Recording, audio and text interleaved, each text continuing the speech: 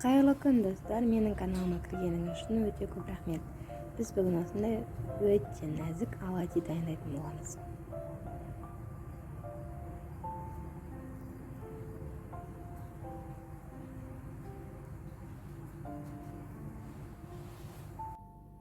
Ол үшін бізге қант, жұмыртқа, разрыхлитель, тұз, жылы айран және ұн керек.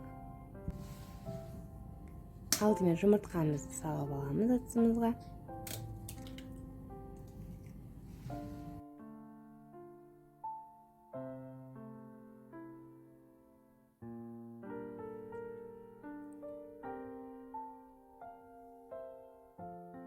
Үстіне қантымызды саламыз.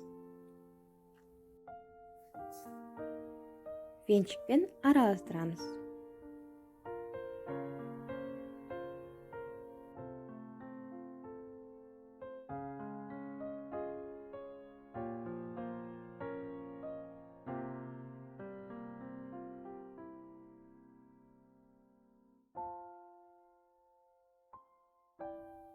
Жылы айранымызды құямыз. Араластырамыз.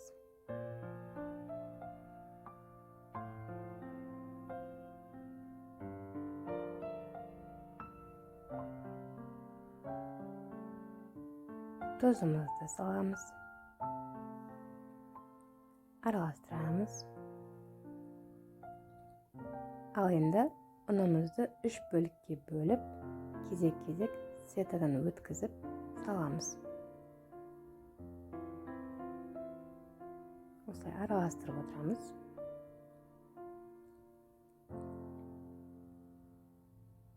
Дәл осылай 3-ке бөліп қайталаймыз.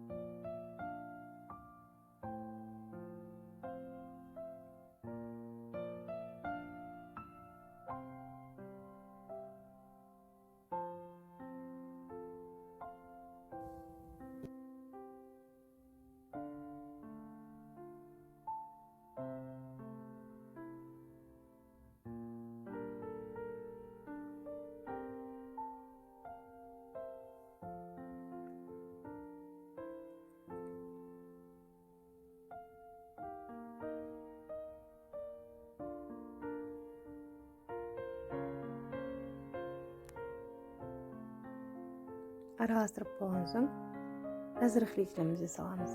Қопсытқышымызды саламыз, яғни араластырамыз. Одан соң кемі 10 минут, максимум 30-40 минутқа қойып қоямыз. Қамырымыз көтеріледі. Ал енді қызып тұрған табамызға майымызды құямыз. Майымызды қыздырамыз.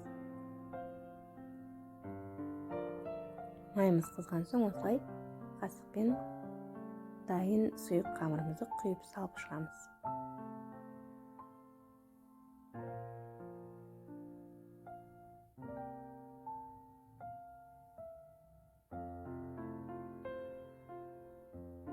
Осылай тесіктер пайда бола бастаған кезде пісіп жатыр деген сөз болады. Міне асты қызарып жатыр. Сол кезде ауыстыра бастаймыз.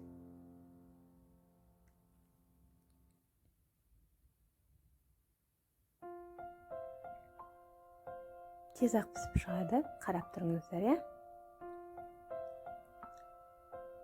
Осылай пісіріп жатқан кезде тарелкамызбен үстіне салфеткамызды қойып дайындаймыз. Салфетка бұл артық майларды сіңіріп алады өзіне. Сол үшін. Дәл осылай келесі оладьилерді пісіріп аламыз.